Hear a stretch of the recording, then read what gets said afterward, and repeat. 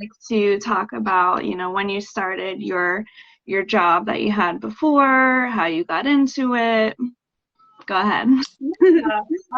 I have a degree in metalsmithing that I got in 2008, and I did the starving artist thing because 2008 was not not the time to graduate with an art degree. Yeah. I did hospitality. I was a bartender in Hershey for a decade, and then when the pandemic happened, the local blacksmithy put out an ad for a girl, specifically for a girl. Did it say And, girl? Like, how do they word it? I think for a female apprentice. Okay. And I actually was qualified for the job, but I was hired because I was a girl.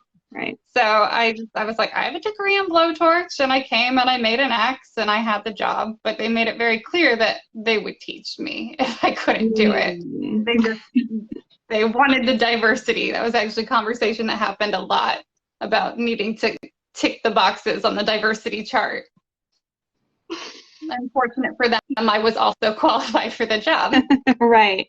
So I already knew how metal work, and I knew how to use precious metals, and I'd done a little bit of steel, but they gave me the opportunity to play with steel more in depth. Yeah. Yeah, that's awesome. So tell me more about it. What was the job like? What did you like about it? What did you dislike about it? First and foremost, it was teaching blacksmithing, which, I mean, playing with fire is a lot of fun. The bad things are that, yeah, playing with fire is a lot of fun. It's also inherently risky. So I do have a lot of scars. Yeah. I have burn marks the whole way down my arms from something called scale, little bits of burnt metal that they pop off, they hit your skin, and they burn on contact. Yeah. I bet that hurts a lot. They don't hurt that bad when they happen, but there's like white polka dots the whole way down my arm. Gotcha, yeah. Okay. You can actually see this one right here is a tong burn on my arm. arm. Yeah. Let me see. Where is it? It's this line right there. Oh. My upper arm. Yeah. The line. Oh my God. Most of them aren't too bad. Most of them are just like a shadow here, a white mark there. Yeah. But yeah, I did like teaching people art. That was a lot of fun. I liked it so much that I added a whole copperworking class to their lineup because that was my specialty. And it brought a lot of women into the forge that were intimidated by working with steel and were excited to work with shiny things. Yeah. I remember you're talking about how like you had to deal with a lot of like sexism, but on the upside, like a lot of the women who came for classes really appreciated having a woman there, So tell me a bit about that. Like, what was some of the reactions you would get from men? What were some of the reactions you would get from women who came for the classes? I mean, first and foremost, the vast majority of people who come to take a class are just excited to be doing it. Most people are nice people to work with and having a great time, and they're excited. I did get a lot of men who did not want to learn a trade skill from a woman. They did not believe in the experience or respect it. They didn't think I could do it.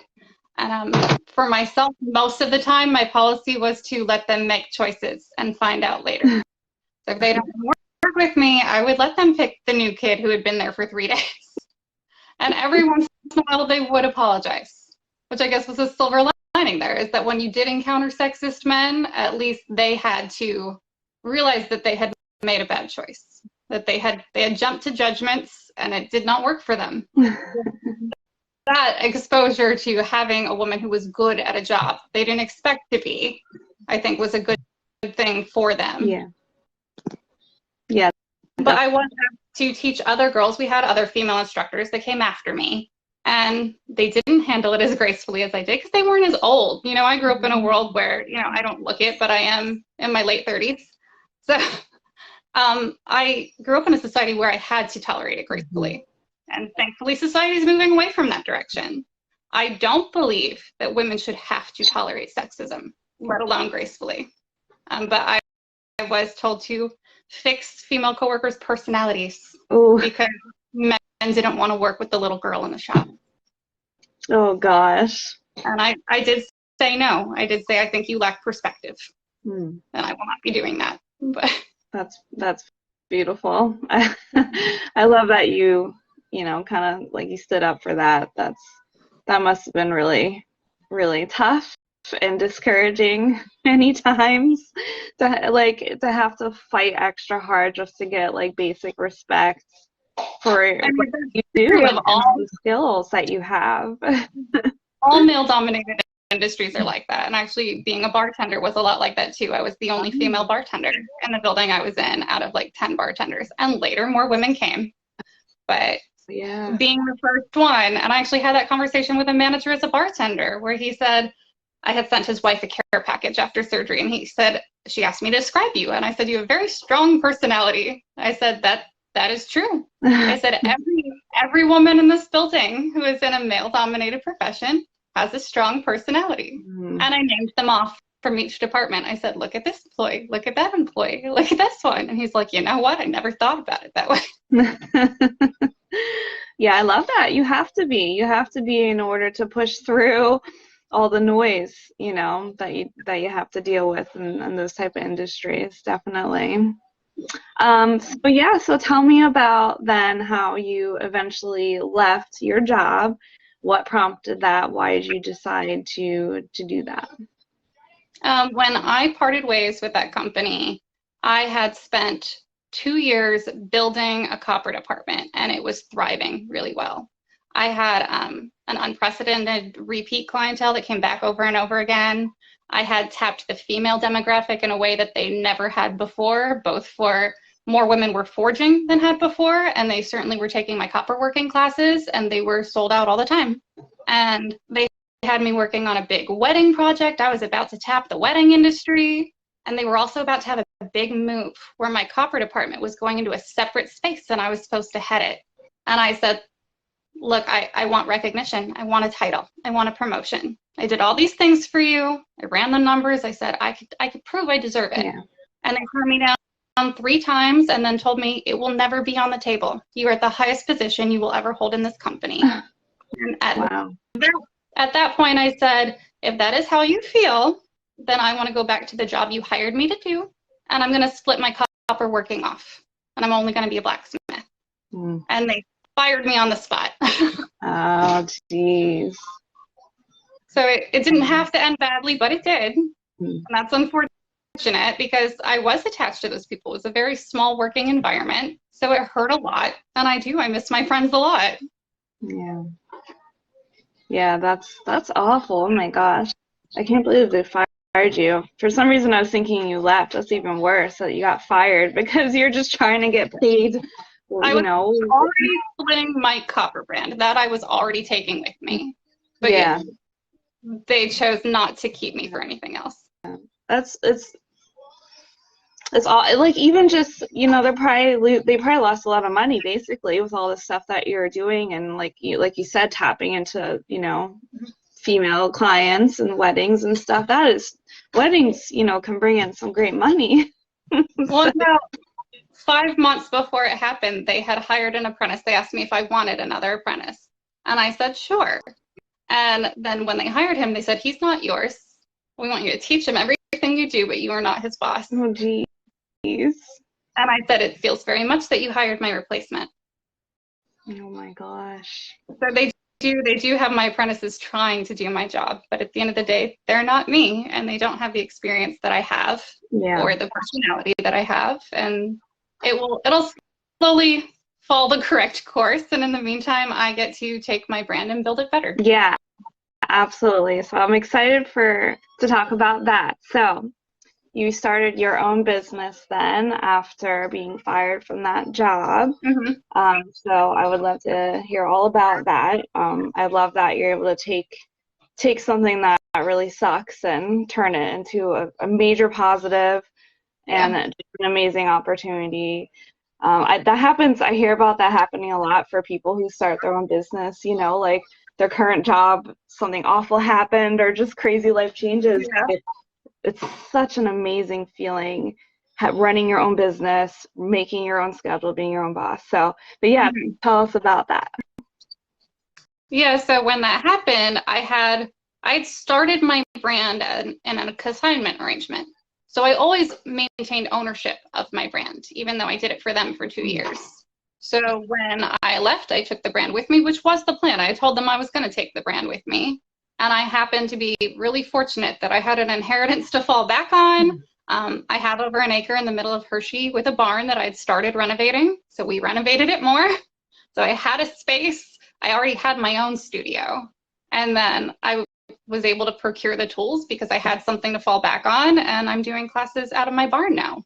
And there's not power hammers going up on the background anymore. You don't have to listen to big boom the whole time we're teaching. Starting in June, I've been contacting a lot of spaces to get my name out there because I was relying on a different client base. Whether I captured it and built it myself or not, they don't know where I went. So I'm going to do market on chocolate this summer. So I'll be on Chocolate Avenue. I'm doing classes at Vineyard and Brewery at Hershey so that, you know, the wine crowd can find me. As soon as I parted ways with the company I worked with, La Forge at the Ren Fair, the steelworkers at the Renaissance Fair, reached out to me and said, we've seen your work. We want you. That's so awesome. my work will be at the Ren Fairs as well, which is really exciting for me. So it's slow starting, and it is terrifying to start your own business. It really is. It is. But I did have an established clientele. They, I had a Patreon I put up right away so they could help support me in the meantime, and they did. That's awesome. Yeah, that's beautiful. I'm excited to grow it again. And you know, in the beginning, I grew it from an idea that nobody thought was going to work into a sold out $65,000 a year enterprise in under a year. So beautiful. I believe I can do it again. Oh yeah, absolutely. Yeah, those ups and downs, just got to push through them. But I love that so much. I love supporting other small business owners, you know, especially women. Like, I just think it is so cool, and I get it. Like when I started going full-time photography, it's terrifying. Yeah, I was like, am I actually gonna pay rent? I have kids. Like, you know, I need money to like pay the rent. I couldn't just rely on my husband or whatever. But yeah, it sounds like you got off to an amazing start, and that is so cool. So I'm excited to see you grow. I'd love to hear a little bit more about like exactly what do people make like when they come to your classes? Like, what are some examples? So primarily I teach copper flowers. So the most popular one is brass and copper sunflower. Ooh, pretty. At Mother's Day, we did calla lilies. I do events. So they did calla lilies, a whole bouquet of them for Mother's Day. Very cool. In July, we're doing orchids, which is actually a lot of fun. I'm very excited about that. And those are on my website. Like, you can just buy them, but you can also come make your own. I'll teach you how to make one. Yeah, very cool. That sounds like something that would be really fun to do. So yeah, where can we find your work then? So I'm on metalmixologist.com. I'm Metal Mixologist on Facebook, metal.mixologist on Instagram. I try to put myself out there. I do. Yeah, and I like your name. I like the, you know, Metal Mixologist. That's really like, you know, it stands out. Like, it's memorable. Well, and it was a funny thing. I kind of chose it to tie it to the old business. It still represents me because I am a mixologist. I was a bartender for a very long time, and I do Mixology Monday cocktail videos on my Facebook page and YouTube. So I make a cocktail every Monday for my clients and teach them how to make it too. It's not just metal flowers. We do fun things. Oh, very cool. It was a spin-off of the old business's name to make it match. Yeah, that's really cool. It's very creative. So is there anything else you would like to add about your business, about your story, you know, anything you'd like to share to everybody who will be watching this? I said a lot of people were really upset. I had a huge sculpture that I had to leave there, and it was a phoenix. And when I started putting my name out on socials and stuff, I used pictures of my phoenix to start rebuilding my brand. And I made posts about, you know, I have to rise from the ashes. And both that sculpture and those posts meant a lot to a lot of people. It was inspiring to people, and it helped remind me that I can still come up from this. There is hope that I'm going to rise again. And I said it took a long time for me to remember that I do have worth, that what I did there, I did for them. They didn't do it for me. And I carry that worth with me. I'm Yeah. hopeful. I'm excited. That's very cool. The Phoenix is so fitting. So absolutely, it's like perfectly fitting, you know, rising again. That's beautiful. Is there any like advice that you would give for, let's say, like if there's a woman who's currently in a situation where they're dealing with sort of like a toxic male dominated, you know, workforce, is there any advice that you would give to them? Know your worth. Don't let people belittle your worth. At one point, they told me I was watering down their brand because the clients wanted my face on a t-shirt. They wanted a woman, any woman, on a t-shirt doing metal work. And I wasn't watering down their brand. I was building it better. And you have to know what your worth is. You have to be confident in that. And if you are confident in that, then you have to ask for it because they'll never give it to you on your own. Very good advice. I love that very much. Well, thank you so much for hopping on here. This was a great interview.